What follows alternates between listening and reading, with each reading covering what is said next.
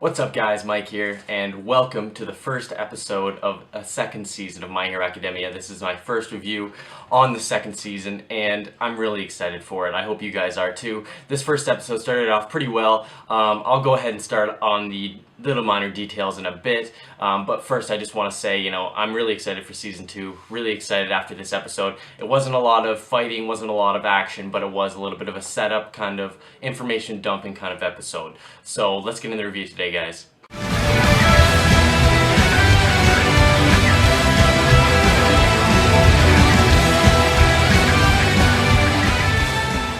So I've been waiting for My Hero Academia Season 2 to come out for about a year now. And when My Hero Academia Season 1 came out, I watched it every week. I had never read the manga or anything, and I completely fell in love with it. It was something that I looked forward to every week. It's probably one of my favorite shows of all time, or at least it turned into one of them. And especially one of my favorite mangas even after I read this. So when this Season 2 is coming out, I'm really, really excited to see what's going to happen with the animation. And so far, they've done a really good job.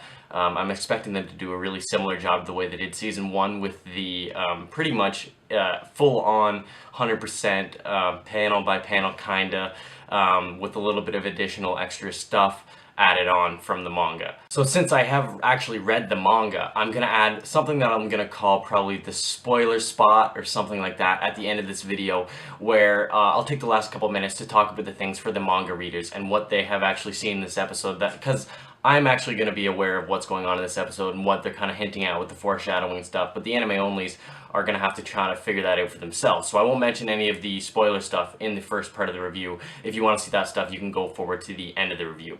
But besides that, let's work on the other stuff. So right away, we start off with the scene before the opening, which, by the way, I love the opening. They seem to do a really good job with that. Last season's opening was fucking awesome, but this season's opening seems to be just as good, if not better.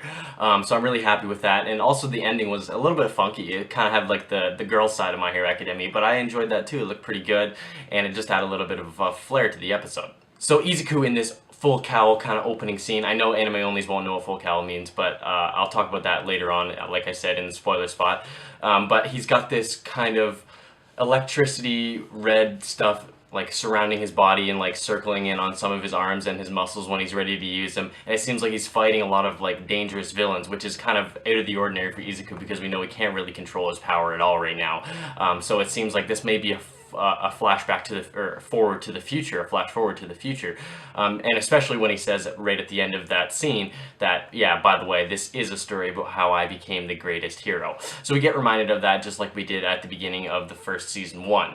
That first scene and the opening both were an amazing way to start the episode up, and I think they added that part in mainly because there wasn't going to be a lot of fighting in this episode, so they added a little bit of excitement to get you pumped up, and it sure as hell did. I mean, that scene got me really excited what's going to be coming up in this later episodes of the My Hero Academia, because the animation, especially the way that it slowly kind of moved across his body, like that's not something I really expected to see. At the beginning of the episode, we see a little bit of a preview of All Might and talking with another teacher that we don't know of. And he's actually sending him a letter discussing what has happened in the past year between him and Izuku and why he's given him the power and what happened and why he's teaching at this place and whatnot. And it says that it's actually his teacher, and so maybe the previous successor for All for One.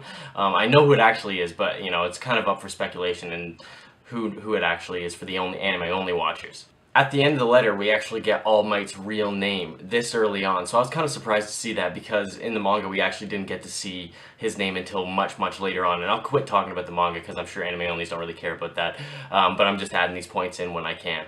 So the next part of the episode, we get back to the heroes, the pro heroes in a conference room, kind of discussing what the previous season had to offer, with the villains intruding the actual UA and the USJ as well, and how the problem of Shigaraki and Kurogi not even being in the system has arisen. So they can't find them, and they haven't even been registered as their quirks. So this is kind of an interesting point, and All Might goes on to kind of explain what his idea or what his perception of Shigaraki's plan was. He kind of takes notice of how rushed and sloppy the plan was right from the get-go. I mean, he kind of just rushed in there with all these villains expecting that he would win out of nowhere, expecting that everything would go his way. And that's really not how it went, obviously. But when things didn't go his way, he kind of started freaking out a little bit, throwing a temper tantrum, scratching his neck, getting all angsty. And it kind of just goes to show that All Might, or at least this is from All Might's perspective, he thinks that he is kind of a man-child. And so the rest of the pro heroes kind of agree to that as well. And it makes sense to all the pro heroes that Shigaraki would be kind of a man-child, because villains these days are kind of without a sense of direction, and they would be kind of attracted to this sort of simple-minded evil. And that makes sense to a certain degree, and I agree that Shigaraki is somewhat of a man-child at this point. But I think there is more of a side to him that actually does have some clever potential. And I think that's what the principal was addressing at the end of this kind of scene, where he says, oh, if only there was someone out there that could teach him.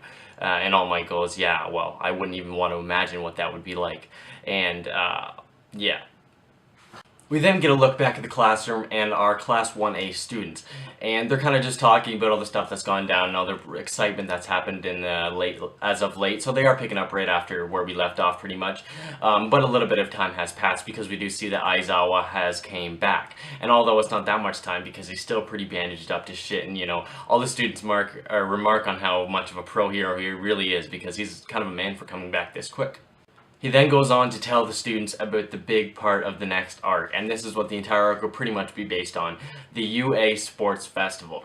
And this festival is basically like the Olympics for Japan. It's a huge event where everybody goes to. It's kind of just packed to the brim every year. The excitement is all around it, especially for pro heroes who go and try to scout out sidekicks. And this is kind of like the big point of this part of the episode, is that this is a great chance for the students to become pro heroes, and this is kind of their biggest chance that they will ever have so far. He doesn't really go on to explain the structure of the event, but we will probably see that in the next episode, or maybe the one after, because in the flash forward clip at the end of after the credits of the episode, we do see that they kind of just jump right into the UA festival arc next episode. So it's probably going to get explained then. So we don't really get a layout of kind of the events and what they'll be competing on and stuff like that, but I'm looking forward to it for sure.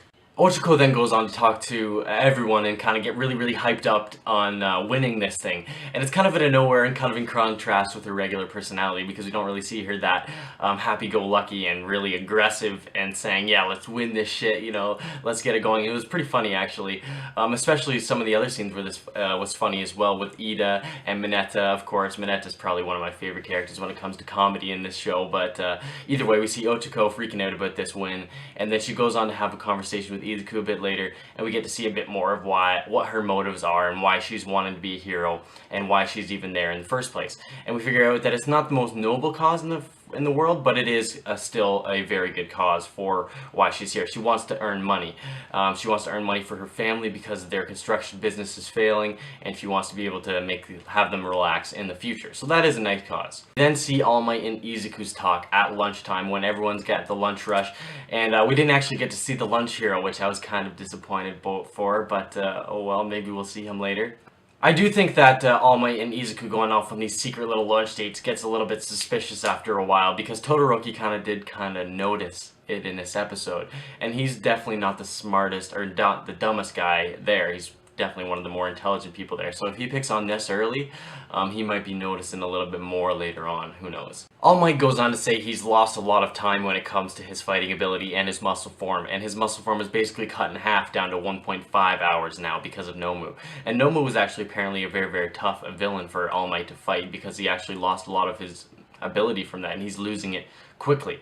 And he kind of emphasizes this to Izuku, that he's really, really losing his power more fast the more the time goes on. But then All Might wonders about Izuku's abilities and how he's progressing when it comes to controlling One For All. And we know that Izuku's not been able to control One For All very well lately at all. If at all, really. There was only the one time that they actually mentioned that there was no repercussions for him using One For All, and that was when he punched Nomu when he was trying to hit Shigaraki in the finale of last year, or one of the finale episodes of last season. So this is interesting. We find out that Izuku can actually control his power subconsciously when he's going to be punching a person, because he doesn't actually want to kill them. Or at least he did this time by coincidence. It's not that he can do it willingly every time, but it is possible. The reason why All Might's wondering about Izuku's ability and how he can control it now is because of how fast he's actually running at a time, and how important this UA Sports Festival coming up is, and how important it is to actually be able to control your power in it, because obviously you're going to be competing against other students, and if there's some sort of fighting event, you can't actually be killing your classmates, right? So he's wondering about that, and he kind of goes on to pressure Izuku in a little bit of a way, not pressure him, but add some motivation to Izuku, and kind of tell him, like, this is the time. This UA Sports Festival is when you got to tell the world, I am here. You know, this is when your one big chance to shine, and you're going to get scouted from whoever, and you got to show everyone that you're going to be the #1 hero. And that pretty much ends the episode, with All Might kind of motivating Izuku and telling him this is your big shot, so let's do it, you know? So it was a very good episode, and it ended on kind of a hype note, just getting you pumped up for the season finale, or for the next episode, sorry, not the season finale, what am I talking about? That's not for another 24 episodes, sorry. And that's crazy. I'm so happy that we got so many episodes, and I'll talk about what that'll be covering in the spoiler room, or spoiler spot, in a minute. After talking about the regular content of the episode, I will actually get into the spoiler spot now, as I just mentioned. So if you have not read the manga, I suggest you don't listen to this part of the review. And if you have read the manga, this is your time to shine. Not really time to shine, but time to get informed a little bit.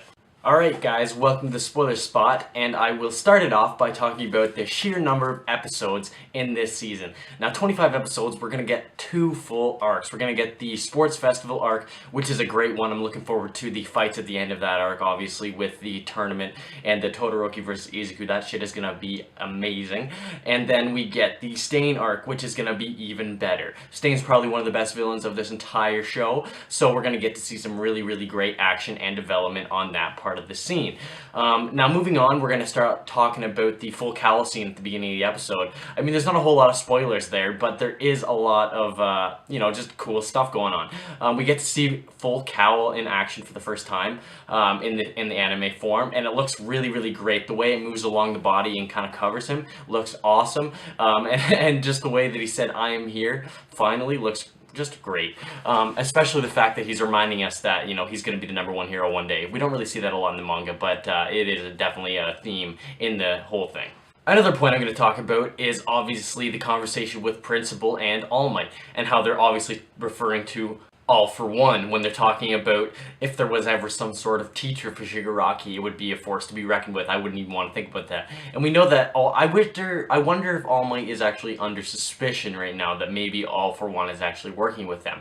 I guess he thought that he probably killed him, but at the same time, he probably knows that he's a really, really tough guy. Also, with All Might writing that letter at the beginning of the episode, we see that Gran Torino is going to be obviously introduced in this season, which is going to be a good part of it. I'm looking forward to that scene when he meets Izuku, and his personality goes pretty well with Izuku's as well. Lastly, to finish off this video, I'm going to talk about the final scene of the episode and how it kind of emphasizes All Might's failures as a teacher, and how this was one of his biggest ones. And rushing Izuku along this early on and telling him that this is your time to be the #1 hero. This is when you're going to have to show everyone else that you're the #1 hero and say, I am here.